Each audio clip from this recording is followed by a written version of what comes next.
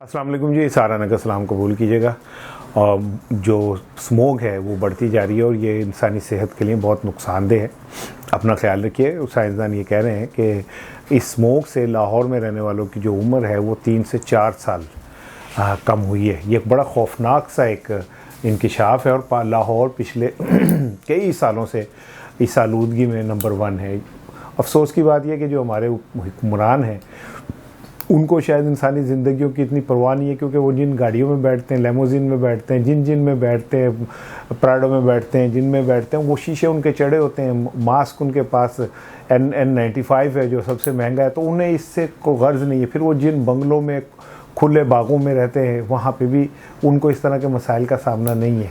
लेकिन ये सारे मसाइल तो गरीब आदमी के लिए हैं जो बेचारा सड़कों के ऊपर अपनी ज़िंदगी के दिन पूरे करता है और इसमें से बाहर निकल के दमा लेके, कैंसर लेके और बहुत सारी बीमारियां कार्डिक लेके घर जाता है और घर जाके वो मर जाता है। खैर, इस उनके मरने से किसी को कोई फ़र्क भी नहीं पड़ा।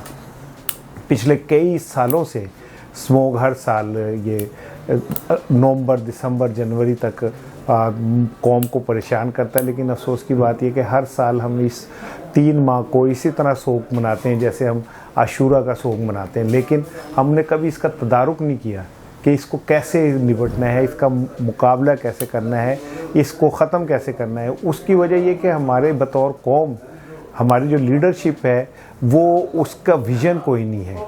विज़न के बग़ैर वो एक खाली दिमाग लोग हैं जिनकी ज़िंदगी का मकसद सिर्फ इलेक्शन है। इमरान खान अपना नारा लगाते हैं, शहबाज शरीफ 2 पुल बना के अपना नारा लगाते हैं, बिलावल भुट्टो मासूम सा वहाँ खड़े होकर कहता है कि अब हम आवाम की ज़िंदगी में इनकलाब ला रहे हैं। तो 35 सालों से आप क्या करते रहे? अब कर दे रहे हो तुसी। अगर आप 35 साल बाद कह रहे हैं कि जी हम आवाम की ज़िंदगी में इनकलाब लेके आएंगे, तो इस मुल्क का बेड़ा गर्क करने में तुम्हारा सबसे बड़ा किरदार है। 2 घंटे तुम बोल के और तुम ये समझते हो कि तुमने बहुत बड़ा कारनामा अंजाम दिया है। आज मुल्क की तबाही के ज़िम्मेदार ये लोग हैं। जिस सिंध की धरती पे तुम भुट्टो को ज़िंदा रख रहे हो, वहाँ पे सिंधी गरीब जो हैं वो मर रहे हैं, कुत्तों के कांटे से मर रहे हैं, यरकान से मर रहे हैं, गंदा पानी पीने से मर रहे हैं, सैलाब ज़दा इलाकों के अंदर खुले आसमान तले सर्दियों में ठिठरते हुए मर रहे हैं।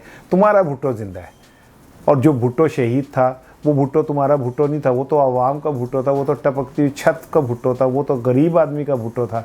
तुम उस भुट्टो को ले जाके तुमने ड्राइंग रूम में कैद कर दिया और उसकी कब्र की मिट्टी को बेच रहे हो।